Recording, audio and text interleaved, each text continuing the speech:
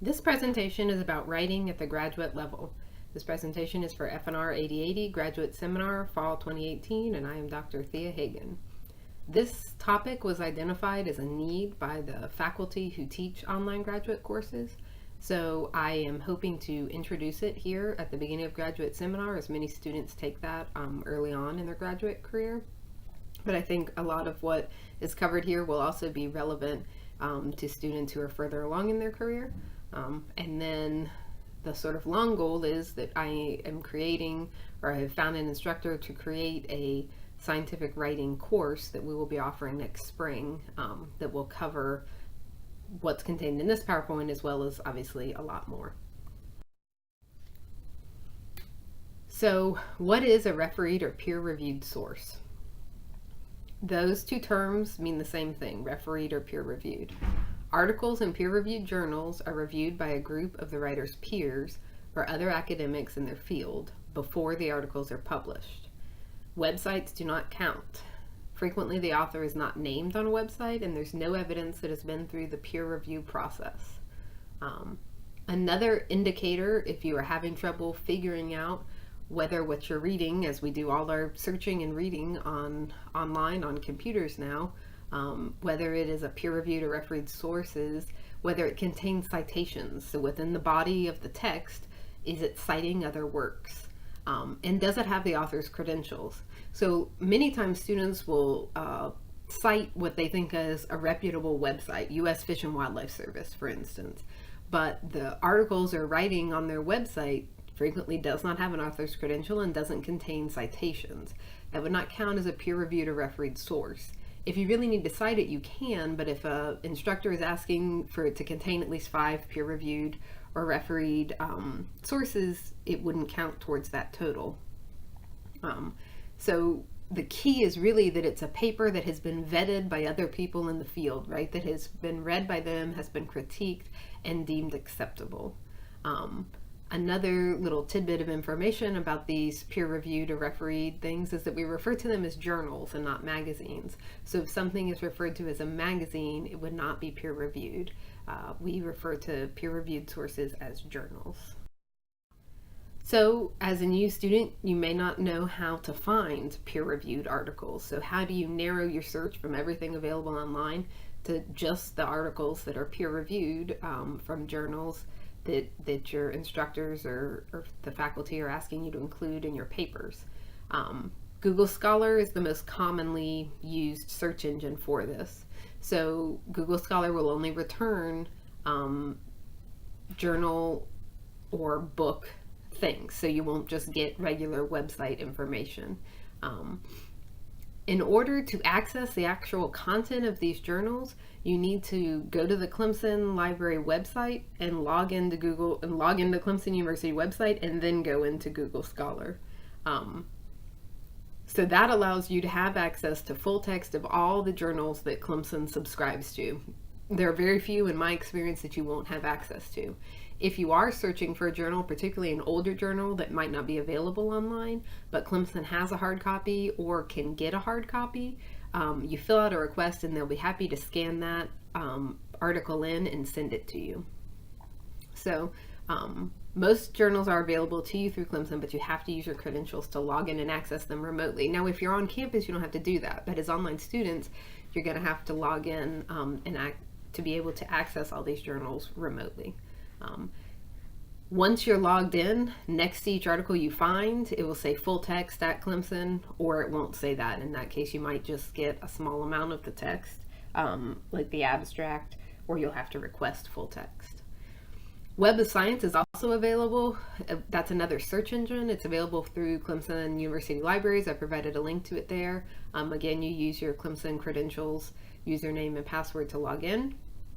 Web of Science is a great search engine, and it allows you to search in many specific ways. You know, if you're looking for certain years and that kind of thing. It was extremely popular, 10 years ago or so, but with the growth of Google and Google search engines, people are more comfortable typically with Google Scholar. Might be easier, more intuitive, but Web of Science is also available, and it's a wonderful search engine for returning peer-reviewed articles or books. I recommend that you obtain some software to manage your citations. There are many. I mean, when I look this up, there's hundreds, if not thousands, of options out there. What managing citations means is it's a program that every time you find a paper that you think you might use or want to cite when you're working on your class project or your final project, you add that citation to the software. You usually just are able to click a button, and then when you are writing, it allows you to add the in-text citation and then compile a bibliography or works cited at the end. It does that work for you. So one of the best citation management softwares out there is called RefWorks. It is free to you through Clemson Libraries. I've provided a link for that software to you. The only issue with that I can see for you guys is that once you're no longer a Clemson student, you lose your free access to that account. So you will either have to pay for RefWorks or you'll lose all the citations that you saved in it. You can, of course, sort of download them before you stop being a student. But the positive is there's also a lot of free citation managing softwares available. Zotero, which I use, Mendeley, and EndNote Basic. There are probably hundreds of other options. These four, RefWorks, Zotero, Mendeley, and EndNote Basic, are most commonly used in our field, just based on the people I've talked to. So I would choose one of those, but if there's something else you've used before or you used in your undergraduate work, feel free to continue to use that. These are just some recommendations that I have. Again, I encourage you to use these, as it does a lot of the work for you, so that it'll save time in the long run when it comes time to inserting your in-text citations and creating your works cited page. So your next question might be, so I've got to do a works cited page, or how do I do in-text citations? In general, in our field, APA, or American Psychological Association, is the expected format. In the body, you cite in parentheses the last name and the year of the article or book. And then I have here examples of how you would cite a journal. So in the works cited page, you put the last name, date published, article title, journal title, volume, and pages. Same thing for book, although you include the city, state, and publisher on a book. Examples for if there's one author, two authors, three authors, etc. I also have in the home page for this program full APA format guidelines. You can also, of course, Google that. If you have questions about a specific journal, article, or book chapter that you are trying to cite, they can help you figure out the right way to do that. So unless a professor specifies otherwise, the norm is APA. Another issue we run into when we're talking about cited, assignments where professors are asking you to include citations is plagiarism. This is Clemson's definition. They consider it a form of academic dishonesty. It's the intentional or unintentional, and I will say many times I think it's unintentional, copying of language, structure, ideas from another and attributing the work to one's own efforts.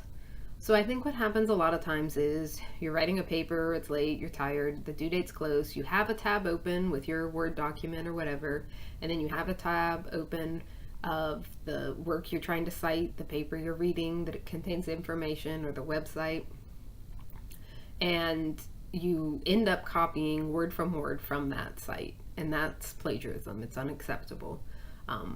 So what I recommend is you read whatever it is, whether it's a website, journal article, book chapter, close the tab or shut the book if you happen to have a paper copy of it, and then do your writing. So it's supposed to be a synthesis of what you learned from that, not copying word from it. So some more guidance that Clemson provides on that is, as you're learning to become a professional, or many of you are already professionals, you have to think about how you represent yourself and think about the work that you are submitting. So these sorts of shortcuts wouldn't be tolerated at a job, and that sort of attitude can become very problematic to your career if it continues. Plagiarism is this type of shortcut. You use thoughts or writings of someone else and claim credit for them as your own work. So a little bit more about plagiarism, just because I'd hate for someone to be accused of or fall victim to plagiarism just because they don't fully understand what it is.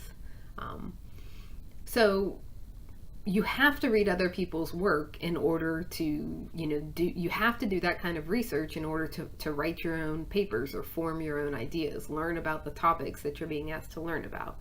But when it comes time for you to do that writing, you should be synthesizing the ideas of others, the issues that you learned about in and out of class.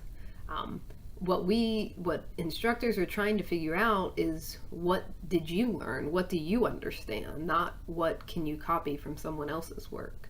So you need to use your own words. There are occasions when a quote is appropriate. What you need to say or want to say is best encapsulated in the words of others. This is true a few times that I think that this is particularly true is if you're trying to quote someone's words who are famous, right? Or use a definition. Those would be acceptable times to use a quote. Also, if you are talking about a specific thing someone said to you, even if they're not well known. So, if I did a workshop and I want to convey some of the sentiments of specific people at that workshop, some of the specific things they said.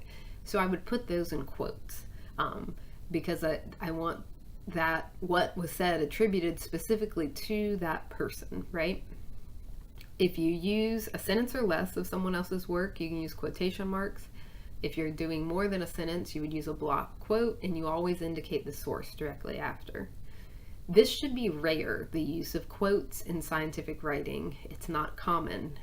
Think about all the scientific papers you've read or will be reading. As you read them, look through and see how many times you see quotes, and it's just not that often. Many times with undergraduates, in order to avoid being accused of plagiarism, they simply string together quotes from experts, papers they've read, websites they've read. That is not telling us what you have learned or your understanding. That's not a synthesis. It could just be an encyclopedia entry. So that is no longer acceptable. It's not acceptable in my undergraduate classes, but it's no longer acceptable for sure at the graduate level. So it's not a scavenger hunt to see who can copy and paste the correct words. What we want you to do is write your understanding of the topic. Impact factor is something you might hear thrown around related to journals. So it's frequently just called impact factor or journal impact factor. It measures the yearly average number of citations to recent articles published in that journal. So how frequently papers from that journal are cited. The higher your impact factor is, the more impact supposedly your journal has. It's a way to determine which journals are maybe most popular or most important within the field. So when you're looking for journals to cite or look at, you might want to choose journals that have the highest impact factor, right? They're being read and cited by the most number of people within the field. That, it's not always true, and I don't necessarily agree with this system, but some journals have higher impact factors than others, and you might want to factor that in when you're thinking about where you might like to submit a paper at some point, if that's something you're interested in doing for your final project, or the papers you read and are citing, which come from sort of the most important or impactful journals in our field. You can find a list of journals' impact factors at the Journal Citation Reports site. So I would like also to offer some writing support. On the Canvas page for the online non-thesis Masters in Wildlife and Fisheries Biology program, the work group that I created that has all the initial materials that you looked at in terms of courses offered in GS2. There is also a module on academic writing and citation guidelines. It contains a link to all the APA guidelines. So if you're trying to figure out exactly how to cite someone, that can be an easy way for you to find those APA guidelines, and a good resource for you if you have questions about academic writing. Clemson also offers online consultations at the Clemson University Writing Center for writers, and helps support writing at the graduate level in that way. So if you have received feedback that your writing is a concern, they might be someone who can help you work on that. Or if you are submitting a big assignment and you can finish it a little bit ahead of time, they can read through it before you submit it to your instructor and give you some feedback on the writing there. And again, as I mentioned, in the spring, we'll be offering a scientific writing class, which I think will be very helpful for some of you who are not necessarily struggling with the content of this program, but struggling with the writing, the level of writing that is expected from students in this program to write at the graduate level. And of course, I'm available to answer any questions or concerns you might have as well.